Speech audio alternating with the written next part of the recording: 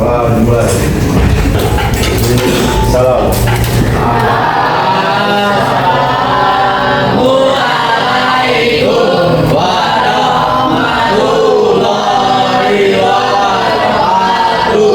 Waalaikumsalam warahmatullahi wabarakatuh.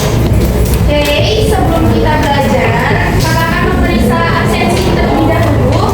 Ahmad Rizky, oke, Alvino, Aparel, oke. Minggu lalu kita udah belajar materi apa ya? Masih ingat nggak? Pencemaran lingkungan. Pencemaran lingkungan.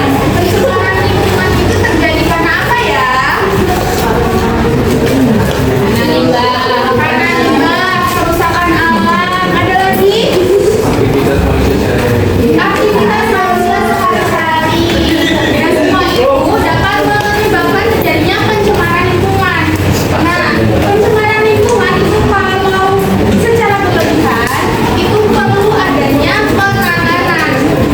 Nah, untuk itu hari ini kita akan belajar akumulasi bahan pencemar dalam rantai makanan dan penanganan limbah. Pernah nggak sih kalian lihat sungai ataupun selokan di sekitar rumah kalian yang warnanya hitam? Nah, kira-kira kenapa ya kok airnya hitam? Hijau deh. Limbah. Limbah. Apa? Karena Digantikan oleh manusia. Kira-kira karena limbah dari mana tuh? Domestik, rumah tangga, dan rumah tangga. Banyak ya penyebab dari pencemaran limbah yang menyebabkan sungai jadi hitam. Nah, kalau misalkan sungainya hitam, airnya kan berarti kotor ya, bercemar.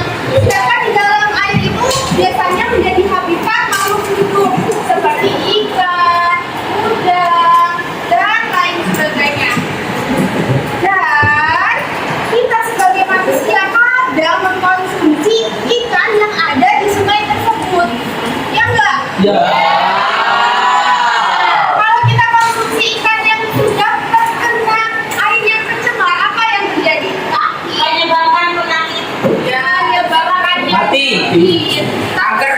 Untuk itu, wajib nggak sih buat kita melakukan penanganan limbah? Kira-kira gimana ya caranya kita menangani limbah? Ada yang tahu nggak? Banyak cara. Mulai dari mana dulu deh? Dari rumah gimana ya? Dipilah sampahnya dipilah. Mengurangi deterjen. Ada lagi menggunakan barang yang bisa digunakan. Menggunakan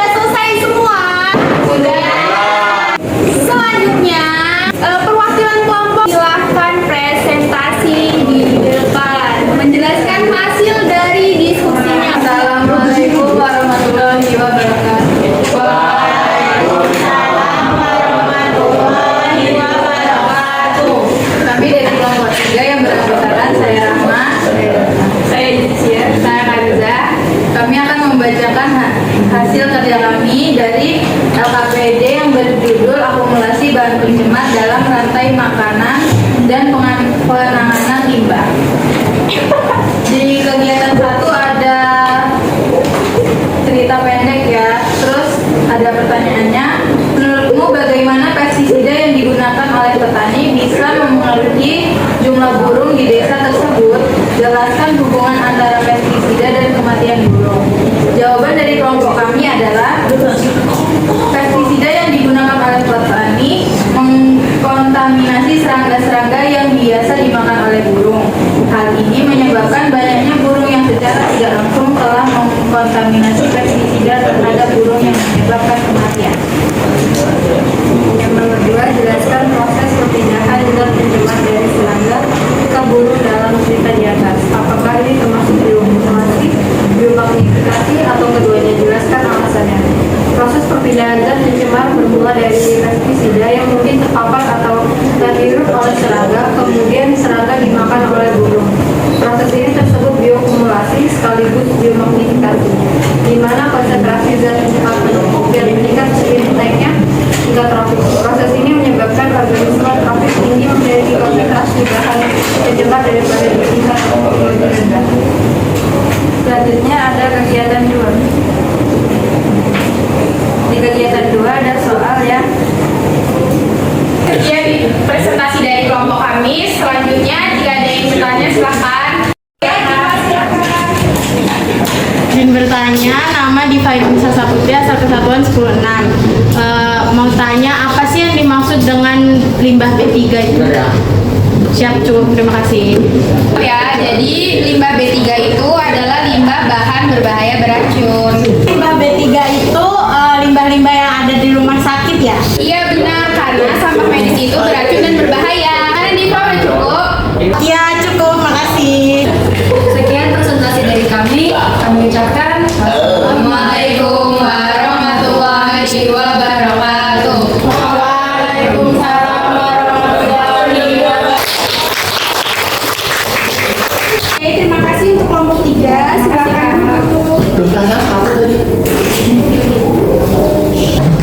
Oke, jadi benar ya, hasil diskusi tadi itu udah tepat sekali. Jadi limbah B3 itu contohnya yang ada di rumah sakit, seperti yang Diva bilang tadi, seperti suntikan. Semuanya yang berupa limbah medis itu merupakan limbah B3. Kenapa? Karena mereka itu mengandung banyak racun. Misal nih, suntikan habis dipakai sama orang yang sakit, misal penyakitnya sangat serius, terus dibuang gitu aja kan, misal sembarangan. Nah, limbahnya itu tuh mengandung banyak bakteri loh, bakteri dari penyakit orang sakit tadi itu, dan itu sangat berbahaya. Gitu ya Diva? Ada yang ingin ditanyakan? Tidak ada. Oke, jadi dari pembelajaran hari ini ada yang bisa bantuin kakak nggak nih menyimpulkan apa yang udah kita pelajari hari ini? Coba Nusa dulu. Oke, jadi hari ini yang aku dapat itu kita belajar akumulasi rantai makanan, di mana rantai makanan itu trofik 1 bisa berpindah ke trofik yang lainnya. Oke, terima kasih Nufa. Tepuk tangan dong buat Nufa. Udah membantu menyimpulkan, dan juga tadi Kansa juga sudah membantu. Ternyata hari ini kita belajar akumulasi bahan pencemar dalam rantai makanan dan juga penanganan limbah. Ternyata bahan pencemar itu mampu terakumulasi dari satu tropik ke tropik lainnya yang lebih tinggi di rantai makanan, dan juga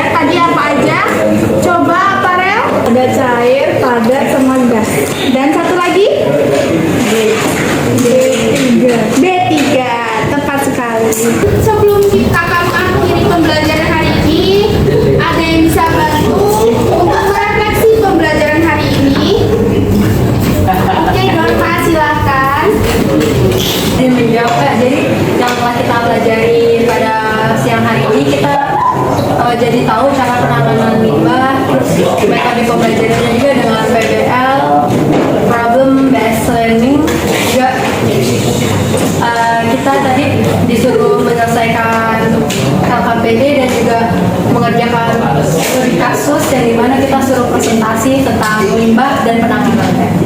Jadi, apa yang kamu dapat? Nah, saya jadi tahu kalau misalnya cara penanganan limbah yang baik dan benar, terus ternyata limbah itu berbahaya. Terima kasih. Terima kasih, Dorta. Terima kasih, pembelajaran hari ini telah selesai.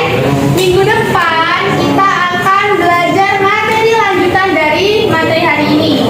Kita akan melakukan kegiatan praktikum. Kita akan mendaur ulang sampah. Apa? Limbah kertas. Jadi minggu depan jangan lupa bawa limbah kertasnya ya. Ya. Oke. Sebelum kakak akhiri, ada yang ingin ditanyakan? Tidak cukup. Baik, terima kasih. Kakak akhiri. Wassalamualaikum warahmatullahi wabarakatuh. Waalaikumsalam warahmatullahi wabarakatuh. Assalamualaikum warahmatullahi wabarakatuh.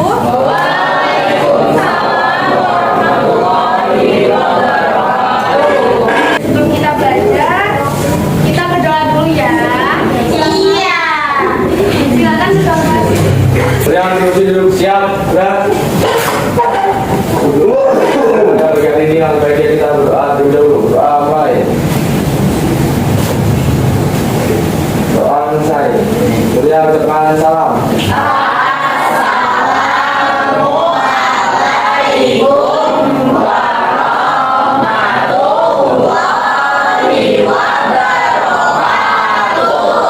Waalaikumsalam warahmatullahi wabarakatuh. Gimana kabarnya hari ini? Alhamdulillah luar biasa.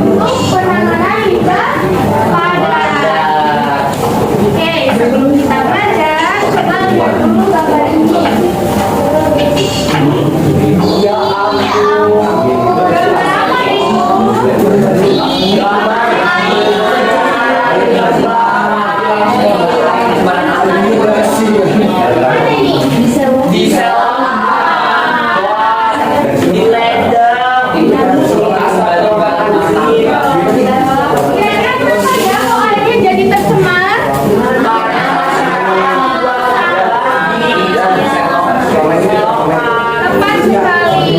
Terus limbah yang dibuang ke selokan itu kira-kira kemana ya? Akan mengalir ke masyarakat. Gimana caranya, Tio? Boleh berdiri, Tio. Gimana caranya? Pertama Satrio Gunawan Asap Satuan 29. Jadi dari limbah-limbah yang ada di got itu kemudian mengalir ke sungai, bisa terkontaminasi oleh ekosistem laut seperti biota-biota laut kayak ikan, juga tumbuh-tumbuhan, dan akhirnya manusia juga ujung-ujungnya makan dari hasil ekosistem yang sudah tercemar tersebut. Oke, ada yang mau menambahkan nggak? Nggak ada. Yang sudah tercemar itu dia biasanya akan mengalir ke sungai. Di sungai itu biasanya jadi tempat habitat ikan, udang, dan organisme lainnya. Bukan ikan, tapi ikan. Dan ikan-ikan itu kan pasti ada beberapa yang menatapnya. Ya enggak? Dipancing. Iya. Terus gimana kalau ikan itu kita pancing sama orang tua kita dan kita konsumsi? Apa yang akan terjadi? Kita akan tercemar. Bukan ikan tercemar.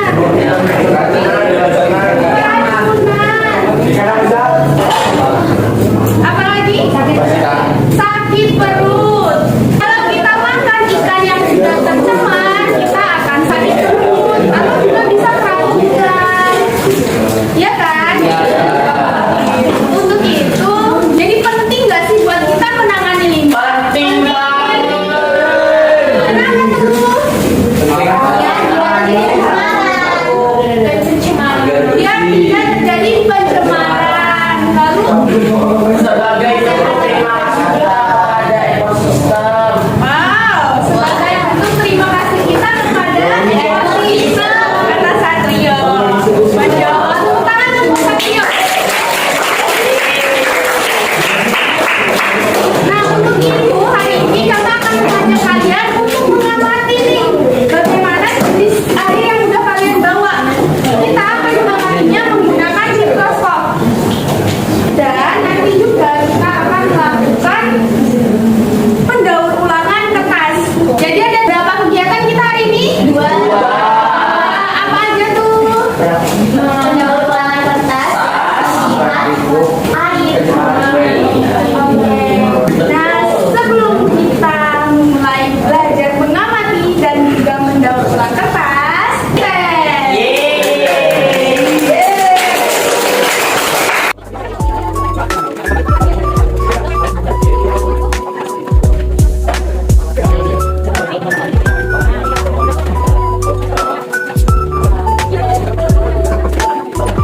Semua sudah dapat kertasnya? Sudah dapat pulpen juga?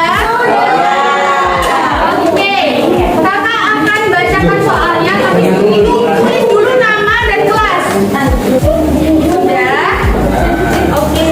Kakak akan bacakan soalnya, kalian dengarkan baik-baik soalnya apa, dan setelah kakak bacakan soal, langsung tulis jawabannya. Oke? Oke, siap ya? Siap. Soal yang pertama.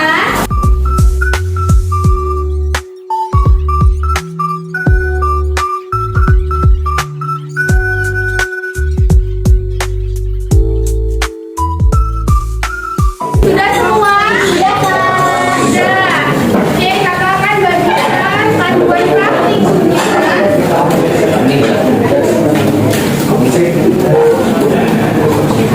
Semalam sudah dibaca-baca belum panduan praktikumnya? Belum. Sudah, sekarang boleh dibaca. Kertas praktik panduannya jangan dicoret-coret, ya. Per kelompok nanti sediakan 1 kertas lembar untuk menjawab hasil dari kegiatan pertama dan kedua. Sekarang kalian boleh mulai mengamati. Kelompok berapa ini? 5. Udah dapet belum? Belum lihat apa-apa? Oke, semangat.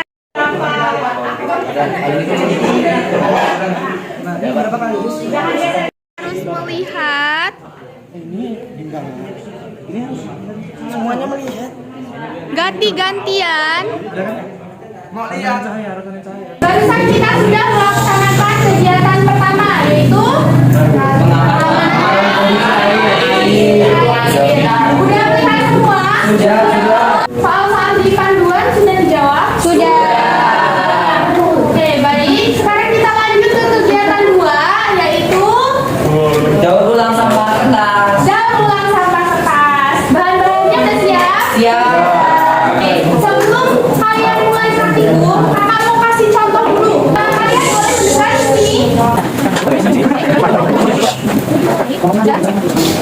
Nah, kan kakak udah suruh bawa ya, kemarin membawa bubur kertas, terus saringan juga, saringan yang seperti ini, dan juga spons. Pertama kita siapin bubur kertas, terus kita berikan air, dan volume airnya itu harus lebih banyak dibanding bubur kertasnya, ya, supaya bisa dicetak. Airnya udah kayak gini, udah bercampur dengan bubur kertas, bisa kita. Kalau udah rata boleh diangkat, nanti kayak gini bentuknya. Tipis banget. Iya tipis, harus tipis. Biar dia kayak lembaran kertas. Ada kertas yang udah jadi boleh diambil belakang. Nah, ini contoh dari 48 kemarin sempet praktikum juga. Ya, airnya harus dihilangin sampai benar-benar hilang. Kan kalau udah hilang, ya kertasnya kering kan, ya, baru bisa diangkat dan dijemur. Ya.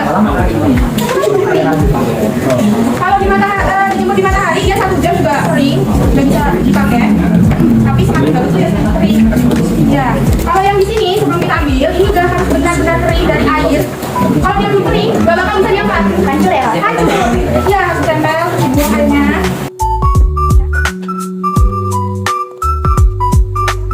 Yang lain juga boleh ikut sekarang, boleh ambil di sini, pakai saringan masing-masing.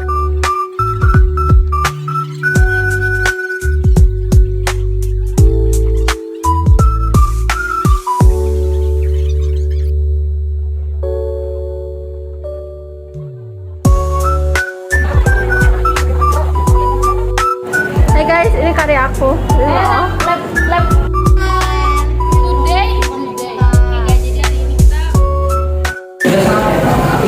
Oke, alhamdulillah kita sudah selesai melaksanakan kegiatan yang kedua. Apa itu?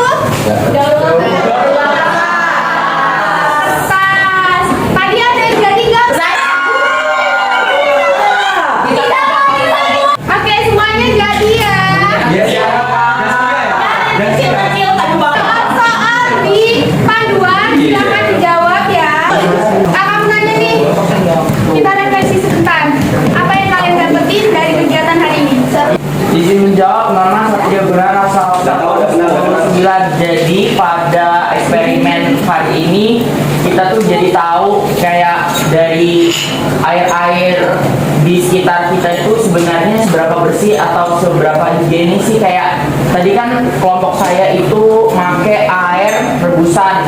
Nah, seharusnya kan air rebusan mungkin kita kiranya udah bersih ya, tapi ternyata hasil dari kelompok saya tadi banyak ditemukan mikroorganisme mencurigakan. Nih, seperti ini nih gambarannya. Jadi kayak mungkin kita harus lebih waspada lagi untuk menggunakan air kita. Untuk eksperimen kedua itu kita jadi tahu cara buat kertas dan memanfaatkan limbah kertas yang seharusnya kan di rumah tuh pasti banyak banget kan kertas-kertas yang udah nggak kepake. Jadi kita bisa lebih lebih bisa menghargai dan nggak mencemari lingkungan gara-gara limbah kertas tersebut. Sudah. Oke, terima kasih Satrio. Terima kasih kembali. Tangan dong buat dari kelompok lain ada yang mau refleksi juga dari kegiatan hari ini. Perkenalkan diri, nama saya Suma. Jadi, kurang lebih refleksi saya dari teman-teman saya itu sama kayak punya Satrio. Kita jadi tahu berbagai hal yang ada di air. Nah, ini juga jadi salah satu hal buat kita untuk terus menjaga lingkungan agar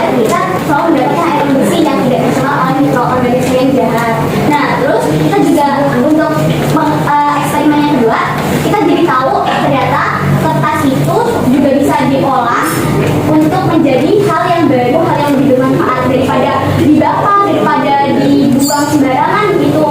Apalagi mengingat kertas itu kan terbuat dari pohon. Jadi kan kayak sayang banget nih, udah pohon berapa ribu pohon yang ditebang, terus habis itu prosesnya setelah jadi kita buang dulu aja kan sayang banget. Jadi lebih baik kita daur ulang juga gitu. Jadi itu pasti baru yang bisa kita manfaatkan. Siap, cukup, terima kasih banyak. Terima kasih ya untuk keaktifannya di pembelajaran hari ini. Seru nggak? Seru. Alhamdulillah pembelajaran hari ini sudah selesai. Minggu depan kita lanjut ke pembelajaran selanjutnya. Tapi kakak ada tugas nih. Ya. Kalian juga harus coba buat di rumah kertasnya. Dapat nilai.